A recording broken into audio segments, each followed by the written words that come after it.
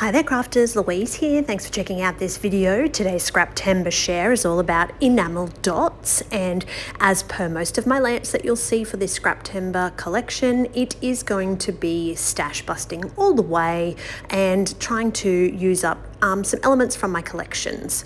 So what I've done is I've firstly pulled out a packet of enamel dots, obviously to meet the criteria.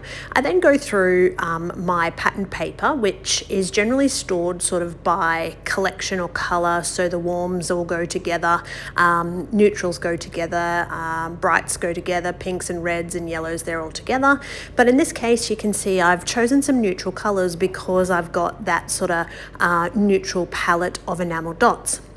Now, every time I share a layout, I'm constantly looking for ways to inspire, whether it be a product or a technique or something that you can use in your own scrapping to stash bust elements that you have got. Now, I chose this particular photo, so it is Master Cooper, and he is happily on the couch doing some diamond dotting. He doesn't do it very often, but in this case, I thought it was really cute and a great little memory for him to keep, and that's why I snapped this picture. So because the boys have A4 layouts stored in display books, that's why I go with the 9x12 size in this case. And you can see that I've used a bunch of chipboard pieces from my stash and lots of neutrals. I'm now going through just some layering in that background. So the actual clustering of this particular layout is not super complex. What I want to do is, as I said, give the enamel dots their own feature. So the circular background is my very technical tool of a dinner plate, and I find this is just the best way to get the size that I want. So I have a stash of 3 dinner plates in my craft room. So I have just a small plate, I have a large plate, and then I actually have a circular plate, which is sort of gives me all different sizes. So I've traced that just with white into the background, and I know that that is where my enamel dots are going to feature. And it's at this point where I sort of think, how can I just build on this cluster a little bit more? Now, again, you would have heard me say or seen that I store my papers sort of by elements. This is a box just of ephemera.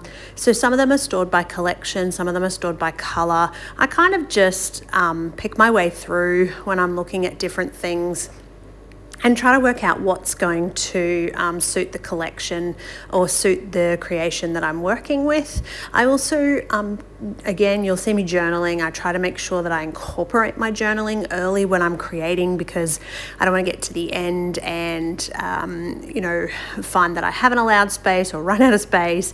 So that's just a personal preference. Is I like to make sure that I have some kind of record of what's going on somewhere on the page, or at least on the back.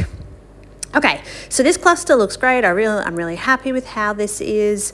Pulling out a few more bits and pieces. As you can see, over the years, I have gained quite a collection of elements, and some of them will make it on the page and some of them don't make it on the page. But again, stash busting, looking at how I create and what I want the layout to look like.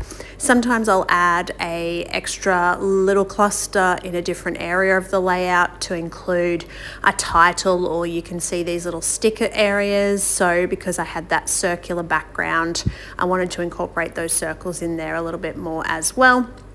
Nothing is generally wasted, so even that little small piece that I pulled off that bottom sticker is going to tuck into my photo cluster as well.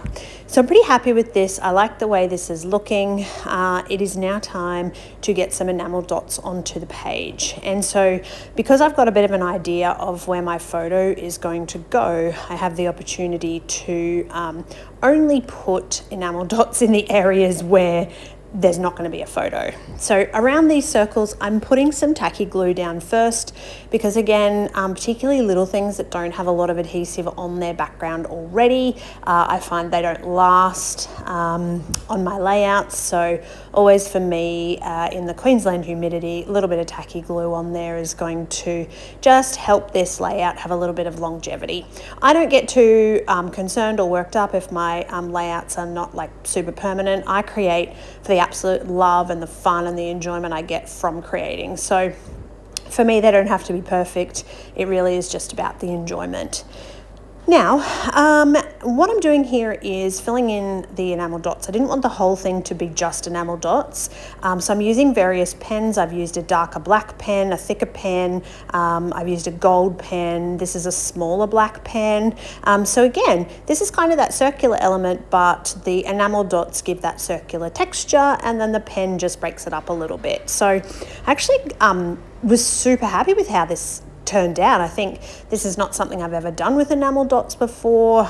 Somebody else may have. I haven't seen a layout that's been used in this way, but I think that, yeah, this is a fantastic way to stash bust. I really enjoyed pretty much using up this whole packet of enamel dots in the different sizes and, you know, colouring in with a little bit of pen element as well.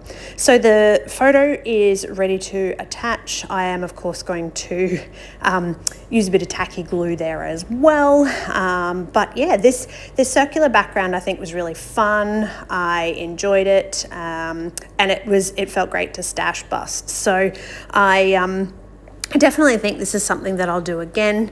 It worked out really well, and I love the way it looks. So just to again blend this sort of patterned paper with that background, just doodling a little bit in the borders.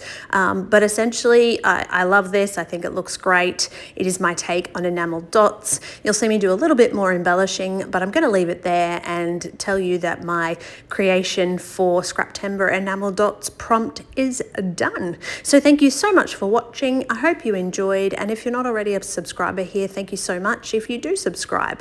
And as always, happy crafting.